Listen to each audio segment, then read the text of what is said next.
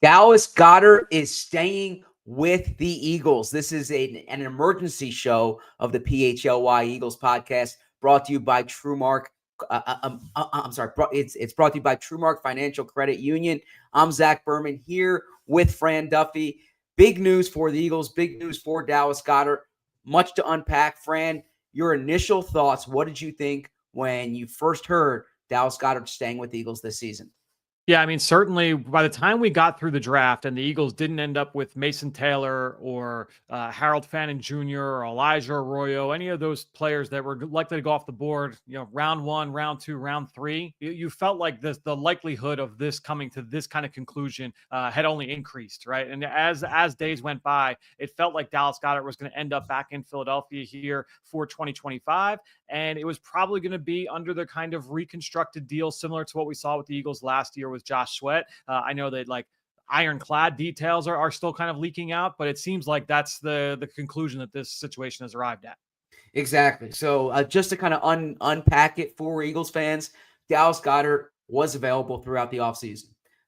This was not a matter of the way the Eagles evaluated Dallas Goedert as a player. This was a matter of cash.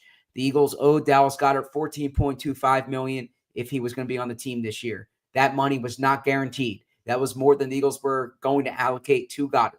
That was why he was available. There was interest elsewhere, but I think there's it's also a matter of what else is someone willing to pay Goedert.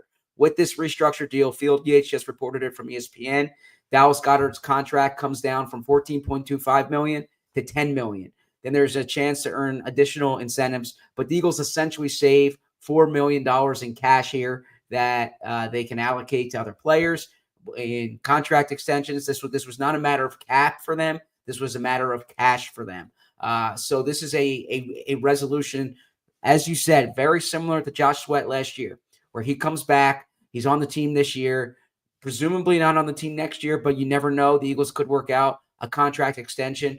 After the draft, you hit it on the head. I thought the best football decision for Dallas Goedert was coming to the Eagles. There was not a team out there, especially once Tyler Warren goes to the Colts, when Evan Ingram goes to the Broncos, two teams that I heard would be interested in Goedert, that when those situations happened this offseason, there wasn't a team out there where you said it makes sense for Goedert to go there. So this makes sense for from a football perspective for Dallas Goedert. Well, as you look at it, this Eagles offense, it's essentially the same, right? The right guards changing, but what does this mean for the Eagles offense to have Goedert back?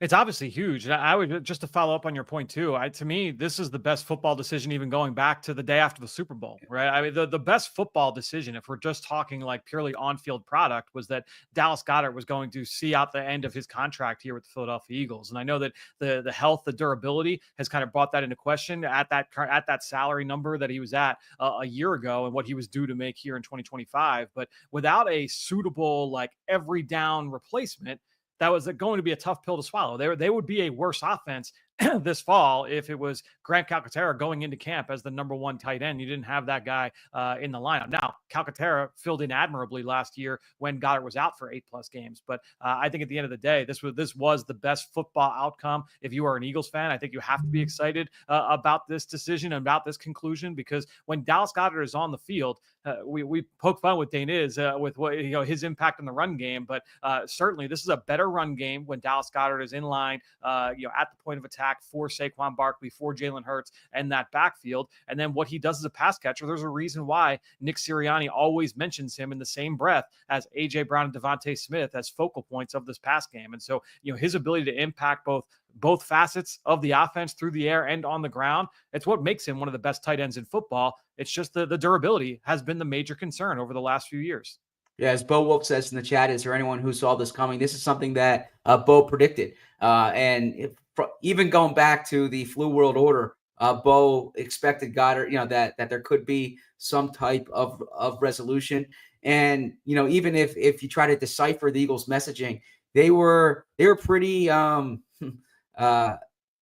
their approach was almost to act as if Goedert wasn't coming back, right? Yep. Which perhaps was intentional there. Now, I do know that from their perspective, they were kind of open to the idea of him not being back. But this was about the money all along. This was about the money, and it was about kind of the musical chairs of tight ends. And so when some of those seats were filled, it's all right. Where's he going to go? Who's going to pay him? And you're absolutely right. The Eagles also, from their end, didn't do much to have a plan B. And whether it was Harrison Bryant, whether it was Kylan Granson, not taking a tight end in the draft, not signing one in the undrafted market. I mean, just from a depth chart perspective, that should indicate that after the draft, just especially after night 1, night 2, like you said, when you don't get Mason Taylor, Harold Fannin doesn't fall to you.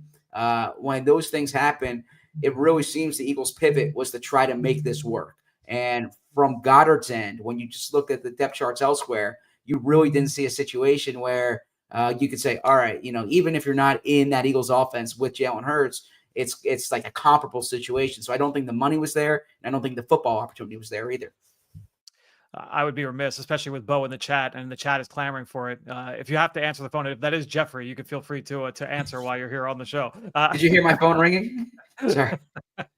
No, and look, I think again, when you look at the dynamics of this situation, it would not have been a purely football move. I think that when you look at the salary compared with the durability, I mean, that was the big factor here. But the Eagles, this is a better offense with him on the field. It gives them a little bit of time now to be able to figure out, because we honestly, we talked about this last night. You made the point that, hey, they've got a lot of draft capital in 2026. Could they try and make a move for a veteran tight end at some point here this summer? And we talked about different possibilities. That was during the film room event we held at the studio last night. And obviously, I think that's probably off the table at this point. I mean, I guess there's still a chance that they could try and make a move if the Raiders wanted to move on from Michael Mayer, just because, hey, he needs a new situation, that kind of thing. But at the end of the day, I think now you kind of said, like, all right, we are settled at this position now. We know what the pecking order is. Let's now go into the fall and play this out. It was not Jeffrey, but it's someone who does know Jeffrey. I'll put it that way. So are you surprised that this happened, given everything that's kind of come out throughout the offseason? No, I think that it was always a possibility. I agree with you. As we heard them talk at the combine, we heard them talk at owners' meetings. Anytime that you heard Nick Sirianni, Jeffrey Lurie, Howie Roseman speak, it definitely felt like past tense whenever it was Dallas Goedert. Right? It was reflective on his time with the Eagles and not necessarily about a current member of this team. So it definitely felt like that was what they were trying to push, was that it was most likely to create a soft landing for fans in that way. But I think at the end of the day, this was always something that was on the table. Now, I thought that they were going to end up moving on from Dallas Goedert. But again, once the draft happened and we saw that there was no suitable replacement brought in, it felt like this was the right outcome for them. Yeah. They're in professional football and in many businesses, you're often as loyal as your options, right? And so earlier this offseason, there were more options for the Eagles. There were more options for Goedert. You're at a point now on May 7th where the options on both sides have really dried up. And honestly, there might, I don't even want to call it spin, but there might be a narrative here or a presentation that like this was a selfless move from Goedert. I don't necessarily know if I would frame it like that, but I do think it's very much a run it back move from Goedert in that I don't think Goedert might be, going into this saying he's going to retire with the Eagles. But I think this is a 1-year resolution that makes sense for both sides. And it's not ideal from his end to hit the free agent market at 31 next year. That will be the first time he would be a free agent. But if he can put together a healthy year, a good year, tight ends age decently, George Kittle just got a big deal at an older age. So it is the type of situation where I think, as you spin it forward, a good year for the Eagles, a good year for Goedert, similar to what happened with Josh Sweat, it could be beneficial for Goedert in particular.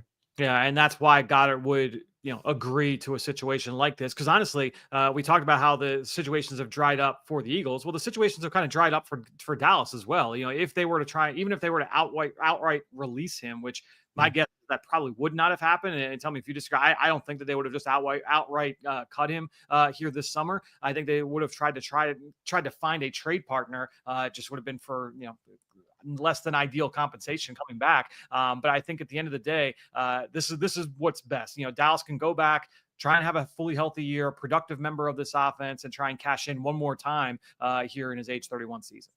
And I know there might be Eagles fans who say, like, was all this speculation and commotion worth it for $4 million? And I think when you're looking at the team's overall budget, the answer is probably yes, right? I mean, the answer is probably, how do you redirect that $4 million? And as I've been saying, they have a number in mind. Now, this is a number, frankly, if I'm being honest, it's higher than the number I thought they had in mind. But there was a number that they had in mind, but they would say, all right, it's acceptable for Dallas Goedert to play on that number. So that's exactly what you saw here. You are not going to be with us at the 2 p.m. show. I will be on with Rich Hoffman. We're still doing the mailbag, but we'll talk about this at the top of the show. So final thoughts here. Does this change anything about the way you view the Eagles going into the 2025 season? Yeah, it just definitely solidifies what has been he's the number 3 pass catcher in this offense. And so you definitely have to feel better about the 2025 Philadelphia Eagles, knowing that Dallas Goedert is going to be a part of this team going into camp. Right. And so now that cloud has finally been cleared out, that question is removed. We know what the construct of this team is now, and we know what to expect. When he is healthy and everybody else around him is healthy, this is one of the best offenses in football, and you would expect that it's going to reflect that here when they take the field in week 1.